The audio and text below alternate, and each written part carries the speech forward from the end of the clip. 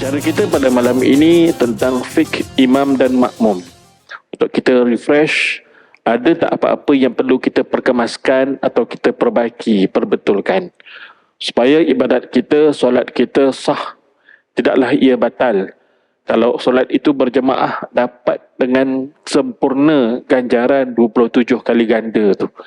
Tidaklah dinamakan orang yang solat berjemaah tapi tak dapat ganjaran berjamaah. Sayyidina Muhammad wa ala alihi washabihi ajma'in. Rabbi shrah li sadri wa yassir li amri wa hlul 'uqdatam min lisani yafqahu qawli. Subhanaka la ilma lana illa ma 'allamtana innaka antal alimul hakim. La hawla wa la quwwata illa billahil aliyyil azim. Allahumma salli salatan kamilah wa sallim salaman taman ala sayyidina Muhammad الذي تنحل بالقدة تنفرج به القراب وتقضى بالحوائج وتنال به الرغائب وحسن الخواتم ويستسقى الغمام بوجهه الكريم وعلى آله وصحبه في كل لمحة ونفس بعدد كل مألوم لك وبعد. Alhamdulillah, syukur kepada Allah Subhanahu wa Ta'ala yang masih lagi memberikan kita ruang dan peluang untuk solat berjemaah pada malam ini, praktikaf dan menuntut ilmu sebentar dalam ruang kesempatan umur yang masih berbaki oleh Allah Subhanahu wa Ta'ala. Kita memperkemaskan amal ibadah kita. Syukur kita masih lagi diberikan peluang itu, sedangkan ramai daripada kalangan kita peluang tersebut telah pun habis kerana berpindah ke alam barzah. Salah seorang daripada da'i juga, Pesyarah Husim, pagi tadi ketika kuliah subuh, Dr. Sobri ketika sedang berkuliah tiba-tiba kena serangan jantung dan meninggal dunia dalam kuliah tu, tuan-tuan ya. Subhanallah. Mudah-mudahan husnul khatimah. Sedang buat satu amal yang soleh, Allah Ta'ala ambil nyawanya. Begitu tuan-tuan ya. Baik, bicara kita pada malam ini tentang fiqh imam dan makmum. Untuk kita refresh, ada tak apa-apa yang perlu kita perkemaskan atau kita perbaiki, perbetulkan, supaya ibadat kita, solat kita sah, tidaklah ia batal. Kalau solat itu berjemaah dapat dengan sempurna ganjaran 27 kali ganda tu. Tidaklah dinamakan orang yang solat berjemaah tapi tak dapat ganjaran berjemaah. InsyaAllah. Antara topik dia, imam menyaringkan bacaan di dalam solat. Imam hendaklah menyaringkan bacaan takbiratul ihram dan takbir berpindah rukun, termasuklah salam. Takbir intiqalat ialah takbir berpindah dari satu rukun ke satu rukun yang lain. Rukun yang pertama, yang ini dia qiyam. Itu rukun apa? Fi'li. Rukun qalbi, niat. Rukun qawli, lafaz, sebutan. Membaca Fatihah, melafazkan takbiratul ihram, lagi melafazkan tahiyat, bacaan di dalam tahiyat, lagi salam, yang itu rukun, yang lain sunat. Itu tuan-tuan ya. Baik. Tindakan ini bertujuan agar para makmum mengetahui pergerakan imam, maka dia menyaringkan lafaz-lafaz tersebut. Manakala para makmum hendaklah memperlahankan suara mereka ketika solat. Jangan ada makmum yang suaranya sama lantang dengan imam.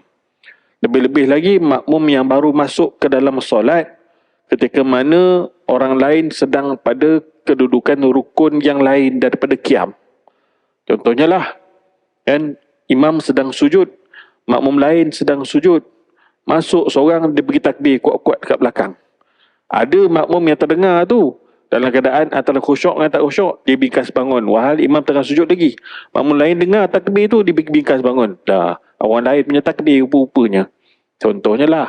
Jadi dia tu buat huru-hara. Lebih-lebih lagi huru-hara akan berlaku kalau ruang mihrab tu, ruang mihrab kita kat depan ni, dia ke dalam. Pernah berlaku di satu masjid di luar negara lah. Seberang-seberang. Imam di depan sekali dalam mihrab, makmum pada saf yang pertama 5 orang sahaja sebab dia dalam ruang tu. Makmum yang seterusnya saf yang kedua panjang, macam itulah. Kan? Jadi ada orang yang lain tu dia terdengar suara yang takbir tu, dia sangkakan takbir imam, takbir makmum lain rupa-rupanya. Lalu dia bingkas bangun. Jadi orang lain pun dah huru-hara dah. Wahal imam kat depan ni. Gitu dia tuan-tuan dia. Pentingnya janganlah makmum buat hal macam tu. Baik. Sekiranya makmum berperanan sebagai mubaligh. Siapakah mubaligh? Mubaligh adalah orang yang di belakang imam. Betul-betul belakang imam tu. Yang akan membantu imam ketika mana suara imam perlahan. Disebabkan uzur, sakit, blackout, elektrik tak ada. Ya, maka dia akan menyaringkan bukan pada bacaan, dia menyaringkan pada lafaz-lafaz takbir dan lafaz salam. Contoh, imam memulakan takbirnya perlahan, kan uzur dah tua, contohnya lah Allahu Akbar. Contoh, selesai takbiratul ihram imam, mubaligh di belakang tu menyaringkan takbir dia. Allahu Akbar. Dah mula semayang dah, kata makmum yang lain tu. Dia orang pun angkat takbir lah. Dan dah habis, Allahu Akbar. Perlahan je suara imam. Allahu Akbar, rukuk. Sami Allah liman hamidah. Rabbana walakal hamd. Tu peranan mubaligh. Gitu tuan-tuan. Sebab itulah yang di belakang imam jangan diletak kanak-kanak. Kena letak yang dewasa. Kurang lebih 5 orang lah. 5 orang tu dewasa. Lepas daripada tu kanan-kanan sikit, kiri-kiri sikit tu, tak apalah kalau ada kanak-kanak pun. Gitu dia tuan-tuan ya. Supaya apa? Dia orang tahu peranan dia orang. Sebab tu jangan orang yang sembarangan di belakang imam tu. Dia ada peranan, dia ada tanggungjawab dia tu. Gitu ya. Baik. Wujud keperluan mubaligh bagi menyahut takbir imam kepada para jemaah yang lain, maka ia adalah harus dalam situasi yang tertentu lah. Misalnya Nabi SAW pernah menjadi imam dalam keadaan baginda tidak sihat, uzur. Oleh itu Sayyidina Abu Bakar As-Siddiq radhiyallahu anhu menguatkan suaranya agar didengari oleh sahabat yang lain dan berpindah dari satu rukun ke rukun yang lain. Situ dia tuan-tuan. Baik. Yang lain pula. Tidak mengapa sekiranya imam tidak menyaringkan bacaan di dalam solat yang sepatutnya dinyaringkan. Solat sah, tak ada masalah. Ya. Namun jika imam itu seseorang yang tidak dikenali, ini bukan imam waktu rasmi, imam yang waktu terkemudian dah habis dah jemaah yang pertama, ada orang datang singgah dan sebagainya tu, kita pun nak berimamkan orang tu, tapi kita tak kenal. Contohlah solat kat anjung kat luar, contoh. Kan, ada orang tengah kuliah kat dalam, tengok-tengok kat luar, ada seorang tu dia tengah sembahyang, aku pun nak jadi makmum dia lah. Tiba-tiba kita nak jadi makmum dengan dia, kita tak kenal dia bagaimana, bacaannya bagaimana, dan dia pun tak menjaharkan suaranya. Baik, apa kena buat? Namun jika imam tu seseorang yang tidak dikenali, kemungkinan si imam tidak menyaringkan bacaan kerana bacaannya salah. Kerana bacaannya sendiri, dia pun tak tahu betul ke salah bacaan dia. Maka maksud dalam erti kata yang lain, seumur hidup dia tak pernah jadi imam. Jadi bila orang nak berimamkan dia, panik dia tuan-tuan. Dia pun baca sendirilah. Kan? Dia perasan kita nak berimamkan dia. Kan? Tetapi dia perlahankan. Maka kita tu seharusnya mufaraqahah. Maka ketika ini tidak harus mengikuti imam tersebut. Jika imam itu dikenali sebagai seorang yang elok bacaannya, ya, maka haruslah diikuti. Jiran aku, orang kampung aku, rupa-rupanya ni singgah sembahyang sini, aku join sekali lah, sebab kita tahu dia punya bacaan macam mana. Silakan, tak ada masalah. Itu tuan-tuan. Baik. Ada juga orang hari ni dia solat langsung tak qomat kamit, langsung tak berbunyi pun, tak didengar pun oleh telinganya sendiri. Solat itu tidak sah pada mazhab kita. Pada mazhab lain tak, mazhab lain lah. Gitu kan? Pada mazhab yang lain, imam baca nyaring tu, kan? Maka diikuti mereka itu sebagaimana imam. Maksudnya, apa yang dibaca oleh imam memadai oleh makmum, walaupun makmum tak baca. Mazhab mana? Hanafi, Hambali. Kita kena wajib baca Fatihah kita, walaupun imam dah baca Fatihah imam. dan wajib didengari oleh telinga sendiri, kan, tak aci ataupun tak sah dengan kemam bibir kemam. Takbir dia, oh macam tu dia masuk sembahyang, tak bunyi pun lafaz Allahu Akbar, tak sah. Itu ya. Tidak mengapa dalam menyaringkan bacaan suara imam bergema meliputi satu masjid, itu waktu rasmi. Hal ini disebabkan waktu tersebut merupakan waktu solat berjamaah yang rasmi. Namun jika waktu itu bukan waktu solat berjamaah yang rasmi, terkemudian sikit. Pukul berapa? Pukul 8. Masih lagi dalam waktu maghrib, tapi jemaah yang lain lah pula, kan begitu? Maka perlulah diperlahankan sedikit suara agar tidak mengganggu orang yang lain. Jadi dia nak buat jemaah kat belakang tu, buatlah kadar dia sendiri dengar dalam grup dia sahaja. Kan, kadar 2 orang, 3 orang, kadar 2, 3 orang, kadar 10 orang, kadar 10 orang lah. Lebih bijak jika masjid ataupun surau itu dia ada ruang, dan orang yang nak solat berjemaah tu dia perasan, oh ada kuliah di dalam, kita sembahyang di anjung, supaya suara imam tak mengganggu orang yang sedang mengikuti kuliah. Kan, orang yang nak solat tu tak mengganggu orang yang sedang berkuliah. Dan orang yang berkuliah tak adalah dia nak kena berhenti sebab nak bagi ruang dia orang solat dulu. So dua-dua meraikan. Nampak kan? Itu namanya kedua-duanya faqih, faham dengan ilmu. Situ dia tuan-tuan. Baik. Seterusnya, doa iftitah. Doa iftitah disunatkan dibaca selepas takbiratul ihram. Sama ada ianya solat fardu, sama ada ianya solat sunat. Doa iftitah tak baca dalam solat jenazah saja, tak ada. Itu deh. Baik. Tetapi ada ketikanya yang tertentu tak dituntut baca doa iftitah. Apabila kita tu orang yang lewat masuk ke dalam saf, ketika itu imam dah memulakan Fatihahnya. Jadi tuntutan kita mendengar Fatihah imam. Terbeza dengan orang yang sempat bersama-sama masuk saf selepas iqamah. Maka dituntut baginya sunat untuk membaca doa iftitah. Gitu dia tuan-tuan. Terdapat beberapa riwayat hadis berkaitan doa ini. Antaranya lafaz terbaik sebagaimana dalam kitab Al-Muhazzab, yakni lafaz daripada riwayat Ali ibn Abi Talib, wajjahtu wajhiya lilladhi fataras samawati wal ard, sampailah wa ana minal muslimin. Situ dia kan. Ada lagi riwayat yang lain, Allahu akbaru kabira walhamdulillahi katsira wa subhanallahi bukratan wa asila. Dan itu juga doa iftitah. Jadi yang kita baca tu ada gabungan dalam dua doa iftitah. Boleh tak nak baca yang kedua tu, Allahu akbar kabira walhamdulillahi katsira wa subhanallahi bukratan wa asila? Itu sependek-pendek doa iftitah, tuan-tuan. Sependek-pendek doa kunut pun ada, tuan-tuan. Bukan kita sebut kunut, bukan. Kita sebut Allahumma gfirli ya ghafur. Kita pergi menunaikan umrah ataupun haji di Makkah, Madinah, pergi ziarah dan seumpamanya tu. Masyarakat di sana bermazhab Hambali. Mereka tidak mengamalkan doa kunut. Boleh tak kita nak menyelit di dalam solat kita, ke mana kita berimamkan orang yang bermazhab Hambali, kita nak menyelit di dalam solat itu pada rakaat yang kedua sesudah ringkas bangun dari rukuk, kita nak baca doa iftitah? Jawapannya boleh. Bacalah yang pendek tu. Nak angkat tangan pun boleh, tak angkat tangan pun tak apa. Allahumma gfirli ya ghafur wa sallallahu ala sayyidina Muhammad wa ala alihi wasahbihi baraka wa sallam. Tu sujud. Tak ada masalah. Gitu tuan-tuan baik. Bacaan suratul Fatihah. Bacaan suratul Fatihah adalah rukun di dalam salat.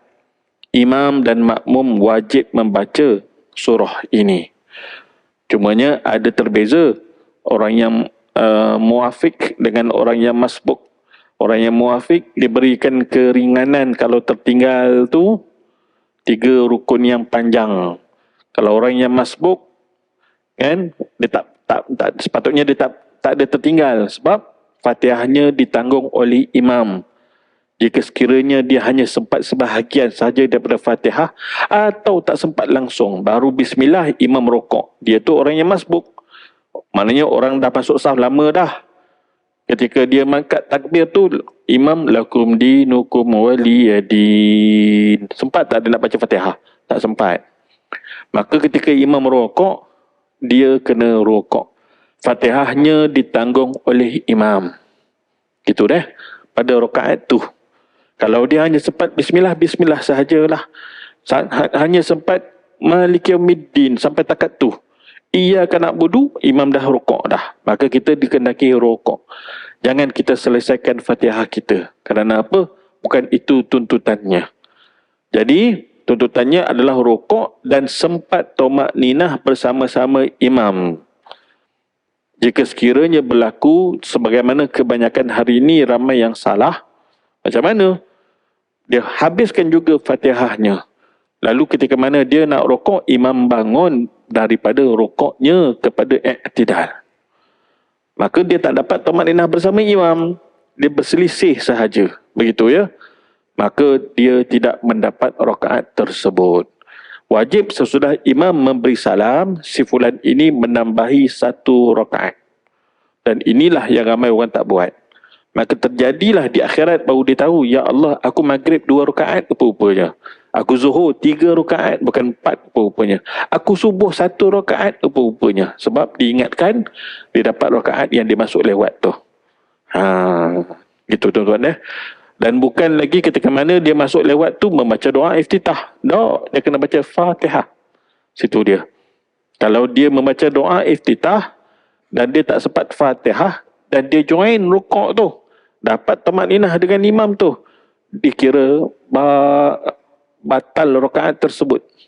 Sebab dia tak baca Fatihah sedangkan dia mampu baca walaupun sebahagian. Maka sebahagian tu tetap ada kewajipan tahdiri dia untuk baca. Dia tetap kena tambah 1 rakaat. Tu sama juga. Tuan-tuan ramai ni orang yang baru tahu benda ni. Sebenarnya benda ni dah mengaji. Kalau di Johor tuan-tuan, kitab Matla'ul Badrain tu sekolah rendah. Johor tuan-tuan. Kita kalau fakih kitab Matla'ul Badrain tu di Selangor ni boleh jadi qadi lah. Mantap orang Johor tuan-tuan. Itu dah. Baik. Bagaimana pula seseorang diajar suratul Fatihah semasa solat? Dia bertatih-tatih. Kerana apa? Mungkin dia baru nak sedar daripada zaman lara dia dulu. Semayang tak apa benda lah. Kan? Maka dia bertatih-tatih. Mungkin dia dulu gangster dan sebagainya tu. Masa dah masuk dalam penjara, banyak belajar daripada panduan yang lain, macam-macam kategori ada, ustaz-ustaz pun ada di dalam jabatan penjara tu, imam ada, Bilal ada dan sebagainya tu, ajar dia orang. Dan ada juga ustaz yang masuk dalam penjara pun ada juga, kan, sebab kes apa yang di ma'had tahfiz tu, kan.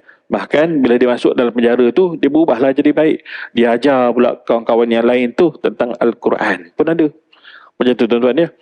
Dan ada yang kalau di penjara Kajang tu kurang lebih lah dah 30 orang masuk Islam. Tuan-tuan, dalam penjara. Yang hafiz Quran dalam penjara pun ada. Tu dia kan. Subhanallah.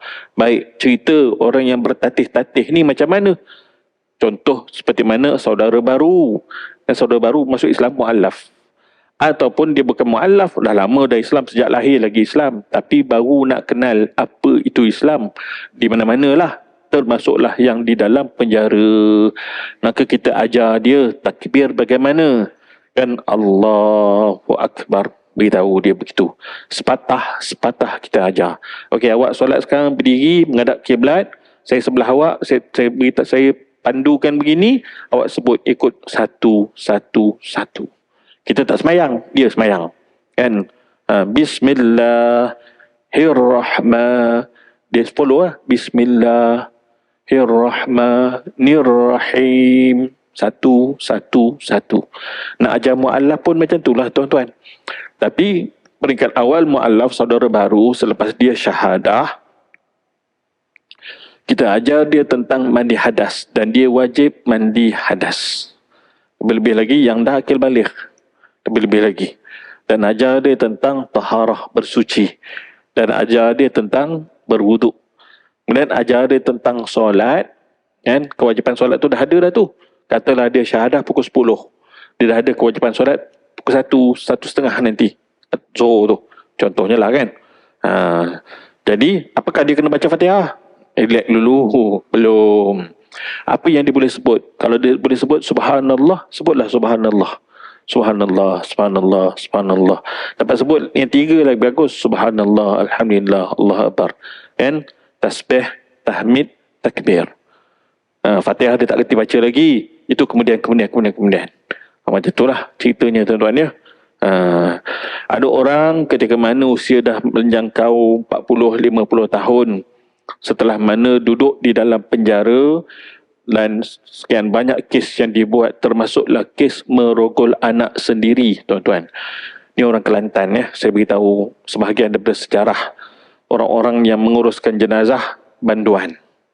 Ini kita ambil ibrah selain daripada hukum fiqh yang kita belajar ni, ambil kisah masyarakat yang berlaku, orang yang kembali kepada Allah Subhanahu wa taala. Banduan ni orang Kelantan. Badannya di belakang penuh dengan tatu ular, tatu naga. Kalau tak ada tatu naga tu bukan kepala gangster, bukan. Tu masih lagi dalam hati ada taman lah.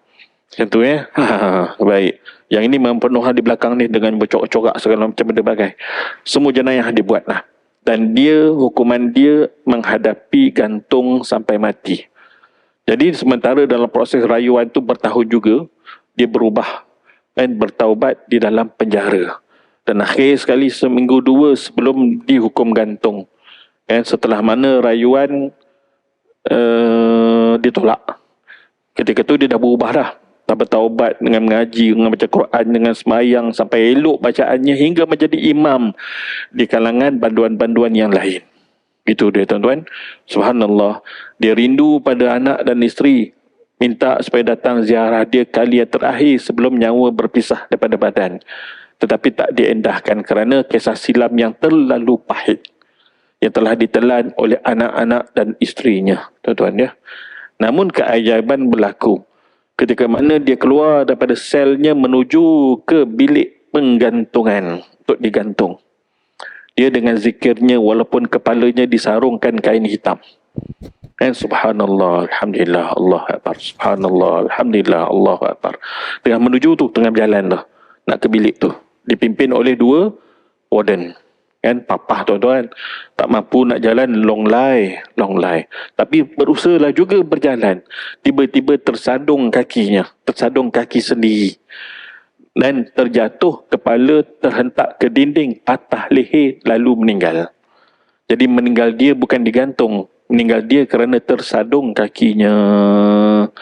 Satu keajaiban berlaku tuan-tuan ketika mana siraman demi siraman selepas dimandikan dengan air mutlak, air sabun, bilas balik.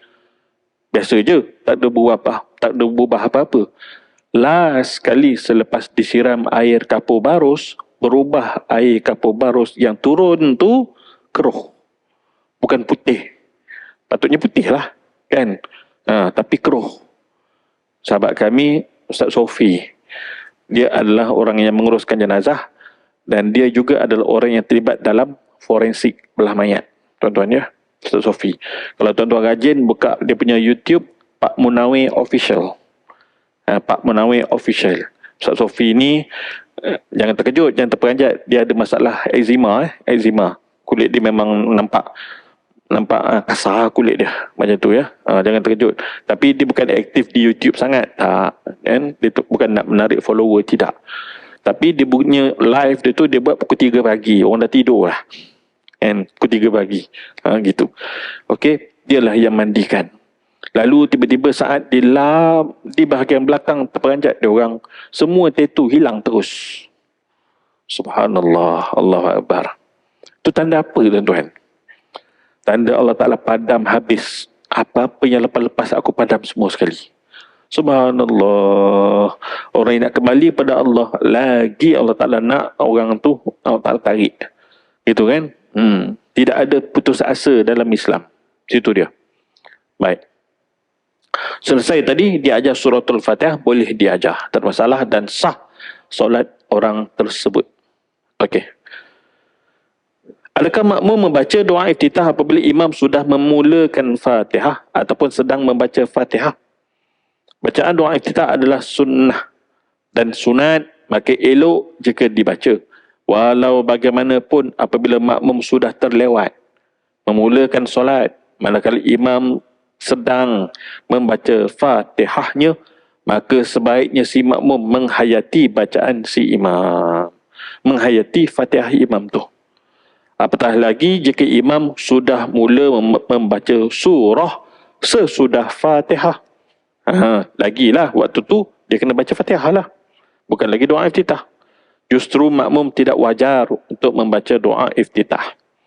Jika makmum sibuk membaca doa iftitah, katalah dia tak tahu, kan? Tapi dia duduk baca doa iftitah, sehingga terlepas masa untuk membaca Fatihah manakala imam rukuk. Makmum diberikan uzuran ketinggalan 3 rukun yang panjang. Ini untuk siapa ni? Kes orang yang muwafiq, bukan kes orang yang masbuk. Maksudnya sepatutnya dia orang yang sempat membaca Fatihahnya, tapi mungkin dia agak lambat bacaan dia, contoh. Ataupun dia bukan lambat, imam yang laju sangat. Sebab kita tak tahu situasi-situasi yang tertentu, bukan di tempat kita, kita tak pandai nak adjust sebab belum kenal imam di tempat yang kita singgah. Itu situasinya, tuan-tuan ya. Baik. Maka diberi keuzuran ketinggalan 3 rukun yang panjang, sedangkan kita tu orang yang muwafiq, yakni rukuk dan 2 sujud. Ya, imam rukuk, kita stay lagi. Imam bangun, kita stay lagi tengah duk baca Fatihah. Imam sujud yang pertama. Sujud yang pertama tu dah jadi 2 rukun yang panjang. Satu rukun yang pertama yang panjang, rukuk. Rukun yang kedua panjang, sujud yang pertama. Jadi yang ketiga rukun panjang, sujud yang kedua. Jika sekiranya ketika mana imam sedang sujud yang kedua, dia tak rukuk lagi, maka batallah solat dia si makmum tu. Situ dia. Katalah, memang aku ni tak sempat ni. Macam mana dia nak selamatkan solatnya daripada batal dan terputus hubungan dia dengan imam, tapi dia nak kekal dengan imam. Maka dia terus turun kepada kedudukan di mana imam tersebut berada. Kalau pada sujud pertama lah. Sujud kedua lah. Dan rakaat tersebut lara, tak terpakai. So dia kena cover dengan 1 rakaat lagi. Macam tu tuan-tuan ya. Penting benda ni sebab dia fleksibel dalam situasi mana kita akan pergi, kita tahu kendalikan diri kita macam mana. Supaya solat kita tu sah. Lebih-lebih lagi diterima oleh Allah Subhanahu wa taala. Baik. Seterusnya, imam tidak membaca suratul Fatihah. Macam mana kita nak buat? Imam hanyut.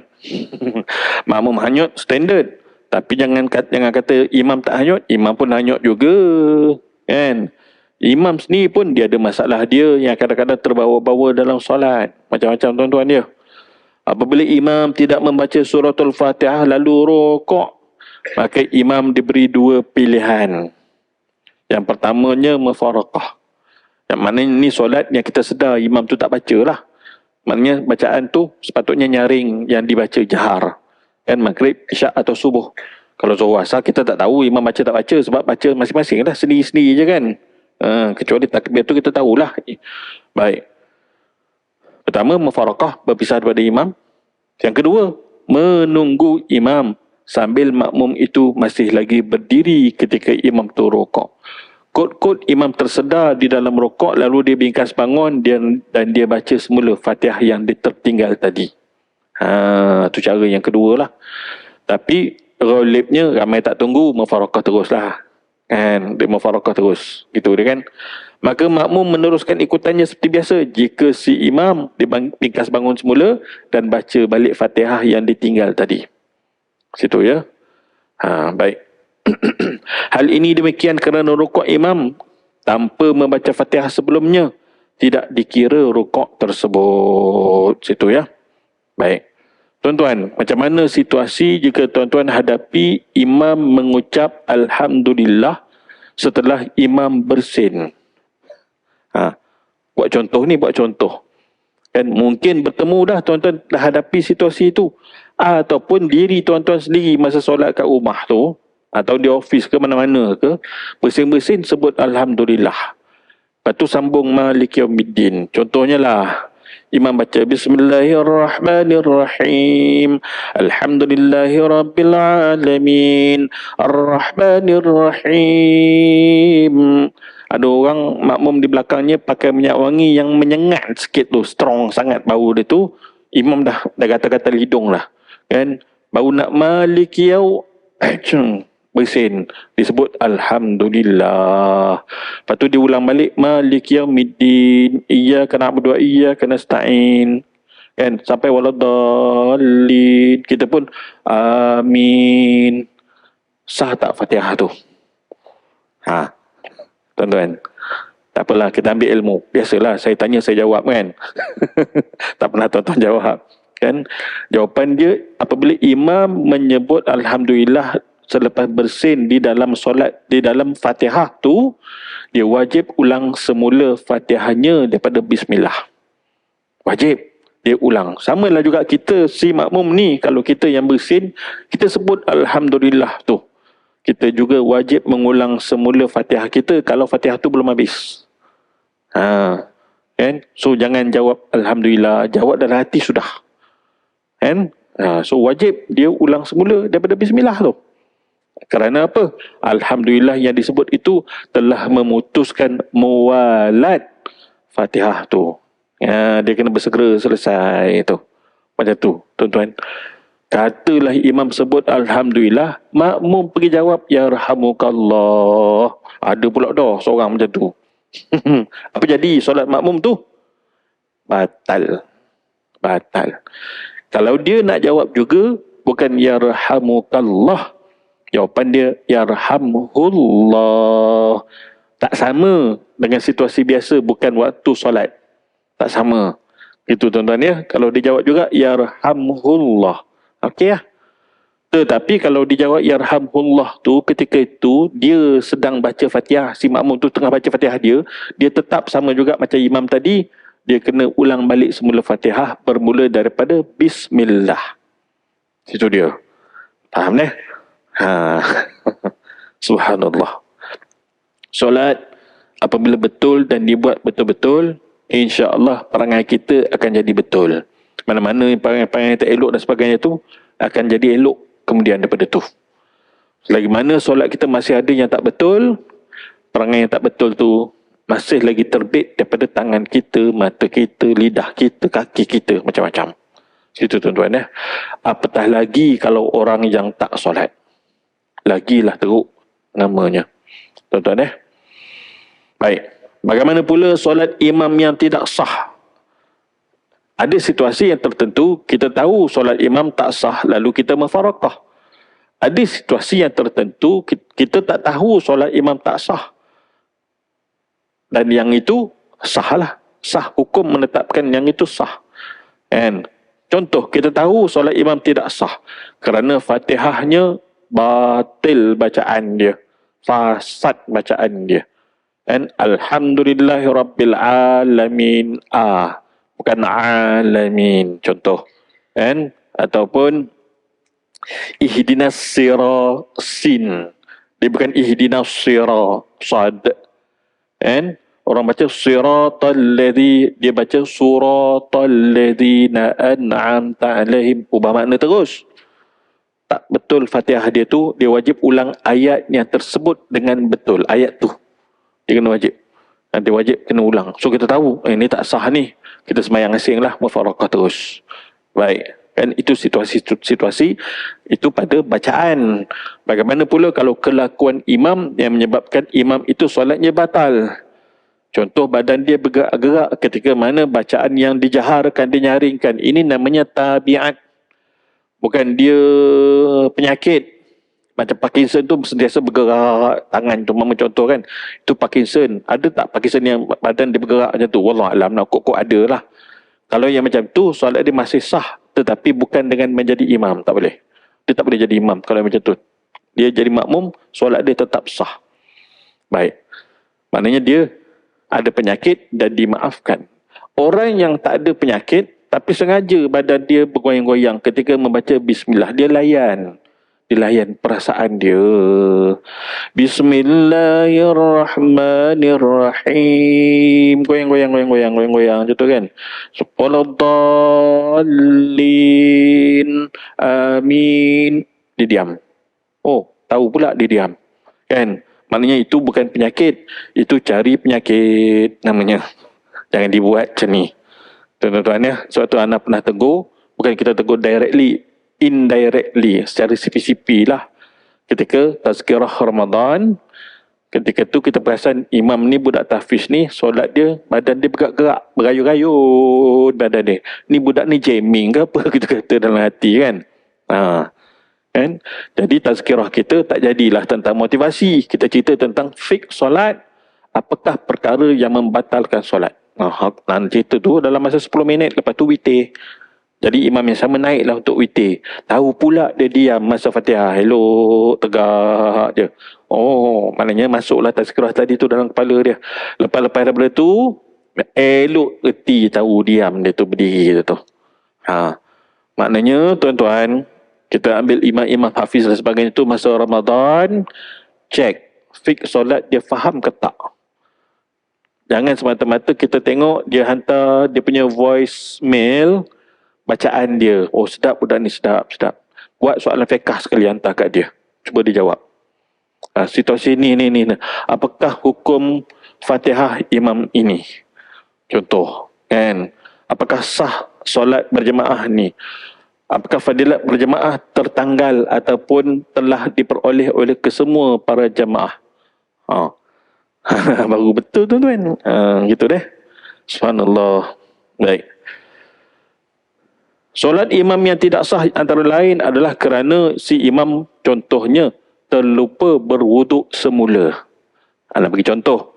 Tuan-tuan duduk dekat USJ 9 ni, ada kedai-kedai runcit apa semua ada kan? Nak datang solat maghrib, wife pun pesan. Sikit lagi masa Berapa minit lagi? 5 minit. Bang, nanti balik semain isyak, nanti singgah kedai beli kacang tanah, ikan bilis, cilibo, timun. Oh, santan-santan jangan lupa ya. Oh, nak buat nasi lemak. Kan? Kita pun kata, daripada aku terlupa malam karang, baik aku terus pergi Speedmart dulu. Kan? Pergi kedai runcit, kedai Aceh ke apa ke, pergi dululah. On the way nak datang ke masjid kita ni. Pergi, belilah barang tu, bayarlah duit, dapat cucur. Ketika terima duit cucur tu, duit baki tu, tersentuh jari minah tu. Batal pula wuduk aku. Kan? Jadi dalam hati tu, aku kena ambil wuduk sekejap lagi ni. Sampai masjid ambil lah wuduk. Nak ambil lah. Sampai masjid, terjumpa pula kawan lama parking. Ada kenduri kat kawasan ni. Kawan lama, reunion sekolah dulu 30 tahun lama tak jumpa, boleh ingat lagi muka kita. Komat ya sekolah ni. Oh, apa khabar, salam apa semua, borak azan. Dia pun masuk jadi imam. Wah, tadi dia nak ambil wuduk, oleh kerana borak tadi langsung lupa. Kan? Baik. Bila dah balik rumah, tadi maghrib dah semayang, siap dengan kuliah lagi, solat isyak lagi dia jadi imam juga. Dia balik rumah, ambil barang-barang dalam bonet kereta tadi, ikan bilis segala macam berbagai, teringat, alamak, ini barang aku beli tadi yang aku batal wuduk, aku tak ambil wuduk. Maghrib dia tadi macam mana? Maghrib dia wajib ulang, isyak dia wajib ulang. So maghrib kena qada, isyak dia kena ulang lah, sebab dah masuk waktu isyak lah. Kan? Solat yang jemaah sah, jangan risau. Solat jemaah sah. Ya, samalah juga dia solat zuhur ke, dia solat Jumaat, dia solat zuhur umpama contohnya lah. Kan? Dia solat zuhur, dah balik-balik, terlupa, belum mandi hadas, rupa-rupanya. Contoh, ada dia nak beritahu, tolong semayang balik korang, aku lupa mandi hadas, tobat lahum sampai kiamat, dia takkan cakap. Kan? Sebab mengaibkan dirinya. Gitu tuan-tuan gitu keadaan dia. Subhanallah. Baik. Jadi kalau yang tak tahu tu dimaafkan pada syarak. Kita tak tahu imam punya keadaan yang dia lupa wuduk dan sebagainya tu. Kecuali benda nyata jelas depan mata kita. Terdengar batalnya wuduk kerana terkeluar angin, umpama contoh. Itu dia kan. Ataupun imam menanggung najis, ada tai cicak di atas baju dia, umpama contoh. Kita nampak, alamak batal solat imam ni. Itu dia kan. Itulah keadaan dia, tuan-tuan Banyak lagi yang akan datang. Bacaan Fatihah bagi makmum antara lainnya lah perkara yang perlu ditelitikan.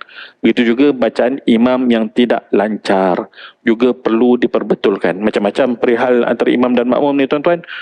Dan kadang-kadang ada para asatizah yang mengadu dengan kita, untuk sampaikan kepada surau yang tertentu kerana bacaan imam yang tak selesa pada ustaz tersebut dan makmum yang ada. Tapi diorang biar je sebab tak ada pengganti. Itu masalah juga. Lalu si ustaz ni Dr. Azlan Saiful Bahrum yang sebelum ni mengajar Hayya bil Arabiyah dan juga pensyarah di USIM kan. Syekh, ana nak minta jadi imam subuh hari tu. Ana pergi-pergilah macam biasa sebab kita kuliah subuh. Ana pun beritahulah kepada imam tu, "Imam, boleh tak ana jadi imam solat subuh tu?" "Ustaz, kalau ustaz nak jadi imam, beritahu awal. Saya tak payah datang solat subuh ni." Kata si imam tu. La haula wa la quwata illa billahil aliyil azim. Tuan-tuan, tuan-tuan, imam ya. Tapi anda merasakan bahawa imam ni dia ada anxiety. Dia ada anxiety. Sebab anda pernah bersalam juga dengan dia dan anda tengok pada muka dia. Ustaz ni ada masalah. Ustaz ni dalam masalah. Nampak depression pada muka dia. Tuan-tuan ya, nampak depression tu.